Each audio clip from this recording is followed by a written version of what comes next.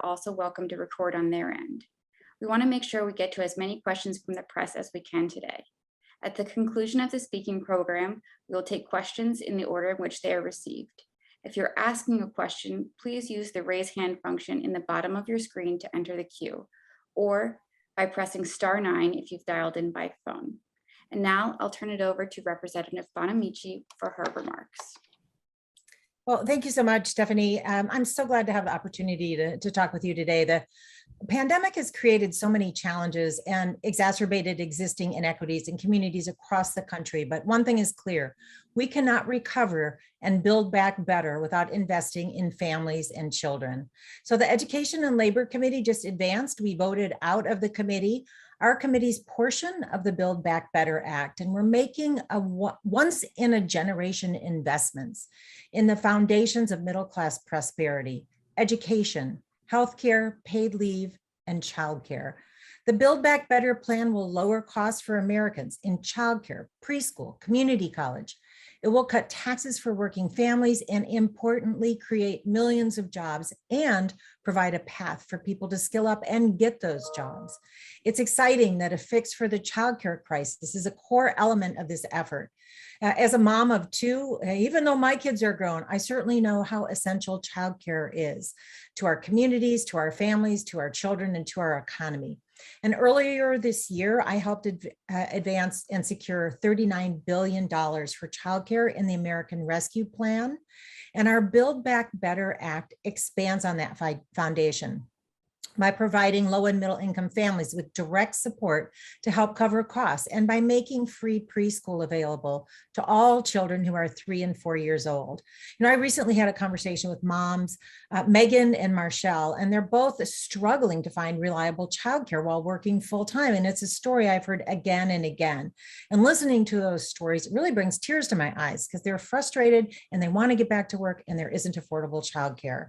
You know, the Build Back Better Act will continue this critical support for children after pre-K and into K-12 education. It expands free school lunches, provides meals for students during the summer when too many children go hungry, and importantly, it invests in school infrastructure to update and modernize outdated buildings. And it's also going to expand opportunities in higher education. As a community college graduate myself, I understand how access to community college can open doors and help students succeed. Build Back Better will provide for 2 years of tuition-free community college and also lowers overall college costs by increasing the maximum Pell Grant award. I recently held a discussion here in Oregon with Education Secretary Miguel Cardona and community college students and presidents. And I heard from Miranda King from the North Coast here in Oregon. She told us that the financial aid that was provided by Clatsop Community College took the burden of debt off her shoulders and allowed her to get a degree, even though 10 years prior she had had to drop out of college. There's also significant funding for workforce development programs, and this is going to create opportunities by expanding youth and adult job training, apprenticeship programs, and other supportive services that are so crucial to growing our economy and preparing workers for jobs of the future. These investments are going to be life-changing for children, families, workers. And I'm thrilled that this critical package has passed the committee, and I will continue advocating for it to become law. It's going to help constituents, not just here in Oregon, but across the country. It will help them achieve a brighter, more equitable future. And I'm really glad today to be joined by my hardworking colleagues from the Education and Labor Committee, Representative Raul Grijalva from Arizona and Representative Teresa Leger Fernandez from New Mexico. And I'll turn it over to them. Thank you, Representative, and thank you for your leadership throughout this reconciliation process. Your leadership has been very good and felt, so thank you for that. I just want to briefly say that, and because my colleague covered the points about this historic and consequential portion of the reconciliation that Education and Labor passed. And the consequence is this, you know, public education has been battered. The types of jobs for the future, employment opportunities for the future has dramatically changed. And all this happening as we are struggling with the pandemic that further, in a severe way, aggravated both the socioeconomic stresses that families have, and certainly the education stresses. And so this responds to that. It makes an investment in it. It says that at this time, it is important to invest in the American people. And the public education system has been the backbone of this nation's development. And this investment puts it at that position. And in terms of working folk, it provides an opportunity for not only training, but retention and skill development with affordability and access to community college programs. So that's why this program is important. And it's a huge investment, and it needs to be a huge investment. And going forward, we're all committed that this part of the package is essential to the full recovery and rebuilding of our nation. And we're going to do it. We're going to do it right. We're going to do it better. This part of it is essential. Thank you. And let me now introduce my friend and colleague from the great state of New Mexico, Representative Lecher Fernandez. Thank you so much, Chairman Grijalva and Chairwoman Bonamici. It is such an honor and a delight to be able to serve alongside you, to be inspired by the work you are doing and that we are all doing together for our communities. So I'm Congresswoman Teresa Lecher Fernandez, serving the beautiful and beautifully diverse 3rd Congressional District. So the Education and Labor Committee has done amazing work over the last 2 weeks, over many, many meetings to get this bill out. And now I want to thank them for helping us spread the word about what we are doing in the Build Back Better Act. I always say that we invest in what we believe. The Education and Labor Committee just invested in our children, in our workers, in our future.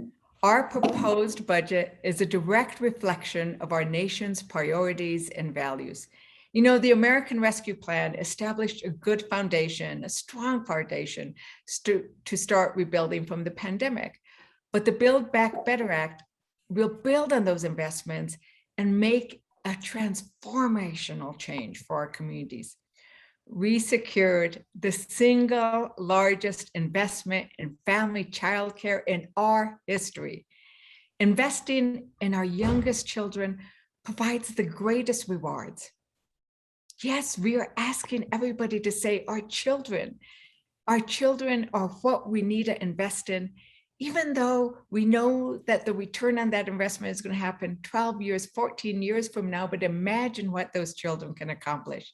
We dedicated roughly $450 billion to provide universal pre-K for 3- and 4-year-olds, and so that parents won't pay more than 7% in childcare costs, right?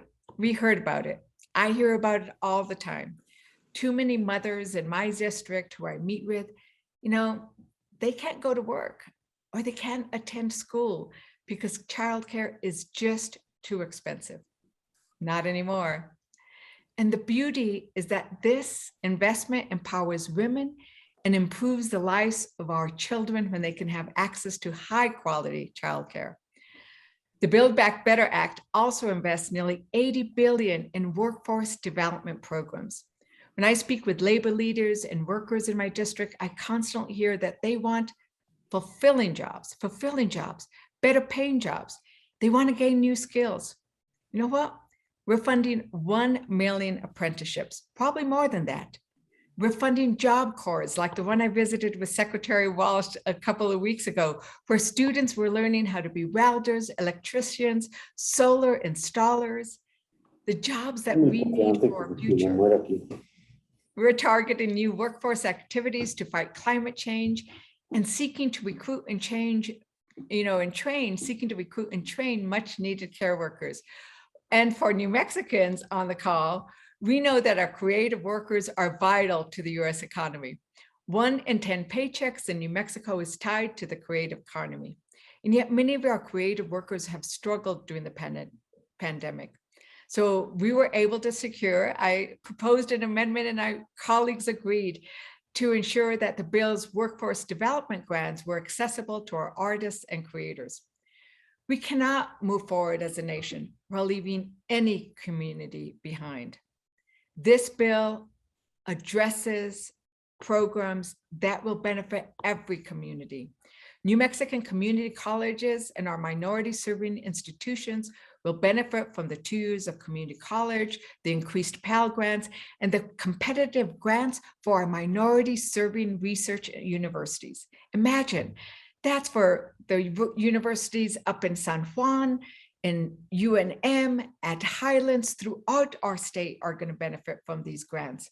So I look forward to working with my colleagues here today and on the House floor to pass this transformative bill so we can empower every community across the country. I'll now turn it back over to our host so we can field any questions that the press may have.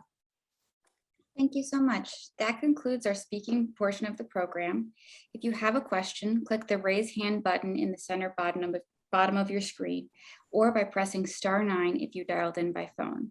We'll take as many questions as we can.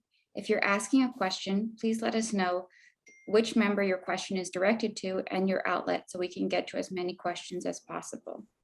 Our first question was pre-submitted, and we're going to let each member, it's directed at all of the members. Will you please let us know, there are a lot of major proposals in this package. Can each member describe their top 1 or 2 priorities? And I'll start with Representative Bonamici. Oh, thank you for the question. I have to say that's almost like asking me to pick my favorite child. These are all good investments, and I'll put my top 2 in sort of general categories. First, the programs for children. That is, the childcare has been such a challenge even before the pandemic for families to find affordable childcare. This is going to make a tremendous difference, especially combined with the preschool program. And then the workforce dollars. As my colleague, Representative Ledger Fernandez was saying, we have this tremendous opportunity to get people into good paying, good jobs that are in demand through the workforce programs that are funded in this bill. So children and workforce would be my top 2. But again, these are all important investments. Thank you. Thank you. Representative Grijalva, do you have 1 or 2 proposals that are the top priority? Everything's interrelated in the proposal that the Democrats in the committee approved. But if I were to face a choice as to where the priority would be for me, it would be on affordable childcare and universal pre-K. I think that essential investment is consequential. It helps the economy. It helps working parents, but at the same time prepares this generation coming up to be a much different world. And I think that's where that would be my priority. Wonderful. Representative Ledger Fernandez. It is indeed a very difficult question, precisely because we all are interconnected in the work we do, right? And how we serve our communities. But the issue of the early childhood education through adult education, I think is really key when you look at it, that we are investing in one of the nexuses that changes people's lives. And we know that when you invest in early childhood education, there is going to be an amazing return on that investment. Those children are going to grow up to be healthier, more successful. And that's what we're doing. We're investing so that they can have that early childhood education and pre-K and childcare. And then that our students who are already ready to go into our higher education or to training that is going to transform their lives and their earning potential, that they are connected. And so it's that spectrum of education growing from, the earliest days to being able to go to a school that is not falling down and that has the right equipment, to entering into those universities, which will change and transform our communities, change and transform our economy, just like it did thinking back on the GI Bill, right? I think the GI Bill was the best thing we ever did in this country. It transformed our nation after World War II, and we're kind of doing the same thing now. Lovely. Our next question comes from Cody Lee. He is from KECY TV.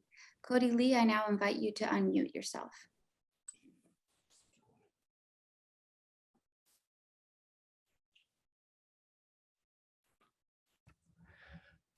Hello, this question's for Representative Grijalva. Hello, Representative Cody Lee here with KYMA. How are you, I Cody? doing well, Representative. Thank you so much. I wanted to just ask for you to go in a little deeper on how this is going to how the bill will benefit those in South County, where the majority of where a big part of your constituents is here in Yuma County. I'll let you go in a little deeper on that. It goes without saying, but I guess I have to say it, that part of this investment response comes at a critical time, not only for South County, which it does, because this is about also this package is about dealing with where the greatest needs are in some areas in terms of achievement and other issues. That's number one. Number two is the investment, especially in childcare and universal pre-K. And I mention those two because there's also in this country a demographic shift occurring within our public school system, and a much more diverse and in some instances majority minority school districts abound in this country. And so I think that by making that investment, South County and those schools benefit, and Yuma County as a whole benefits, but almost every community across this country benefits from that investment. It's not particular to a region, and it's not particular to a race, and it's not particular to a political opinion. It's the reality of this is the children that are coming forth, and those are the children we're going to have to invest in, and they're much more, those babies are much more diverse and much more, frankly, representative of what this nation is now. So it's a good time to put our money there, and that's why I think this package is so important, because it also makes a transition that is hopefully effective from where these babies are now and where they're going to be in the future. And you know, that transition has not always benefited communities of color, and this effort is to provide that benefit. So we'll see. I'm very hopeful, and I'm very inspired by all the work that was done, and looking forward to it, and passing the House, and then having the Senate deal with it. Thank you, Representative. Thank you. Our next question is for Representative Congresswoman Bonamici. It is from Kathleen Morgan from KMUN. She asks, could you address what the legislation would mean for Class Stop and Tillamook Bay Community College, also Tongue Point Job Corps? Yes, of course. Thank you, Kathleen. That's a great question. And for our community colleges here, not only Classic Community College, but every community college in Oregon and across the country, this is legislation that will be transformational, because it will help close the equity gap for those who cannot afford college. As I mentioned, I went to community college. I went to Lane Community College for 2 years, but for too many people, it feels like a financial impossibility. They just can't get in the door. So the tuition-free community college is going to make a tremendous difference for students, whether that be their first 2 years and then they transfer to a college or university, or whether it be a program that gets them into a good paying job. There are lots of opportunities. Some of our workforce dollars in this bill are actually for partnerships with community colleges, and our investment in Job Corps, which is also included in this bill. Tongue Point Job Corps is in the district I'm honored to represent, also Pivot. I have 2 Job Corps centers in the district I represent. Job Corps is a wonderful opportunity for a group of students who haven't been able to succeed in other educational places, and it gives them not only the skills that they need, it gives them hope. So I'm thrilled that there are investments in Job Corps in this legislation. I've spoken with students who have gone through Job Corps programs.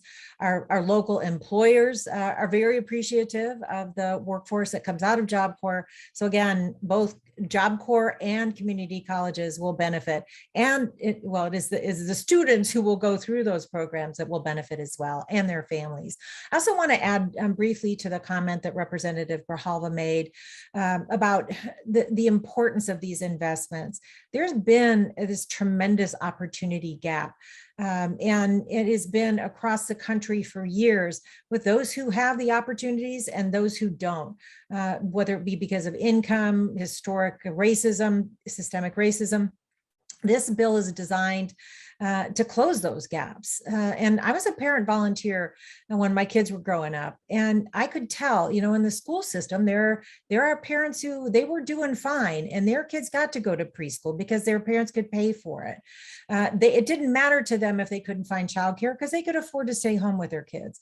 Those opportunities are not available to all. So making sure that we have a preschool for all and affordable childcare is really going to help close those opportunity gaps and give everybody the opportunity for a brighter, better future. Thank you.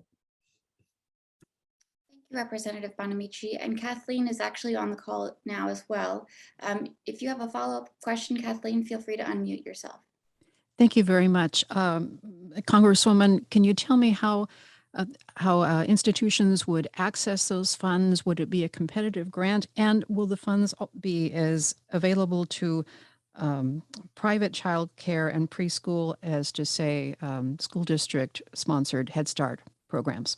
The child care programs are really broad, and they're very much designed to make sure that everyone has the opportunity for affordable, accessible, quality child care. So we're going to be looking at how we do that best. Of course, there will be accountability requirements, but it is just critical to make sure that we are funding those programs like Head Start, but others much broader as well. And we recognize the role of private child care centers as well.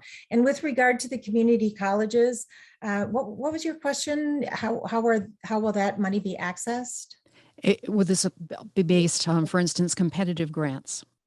It is my understanding that the community college funding is not based on competitive grants. That is funding to help with tuition for community college, tuition-free community college. So it is going to be critical to do that, investing in lowering the cost of quality post-secondary education, 2 years of tuition-free community college.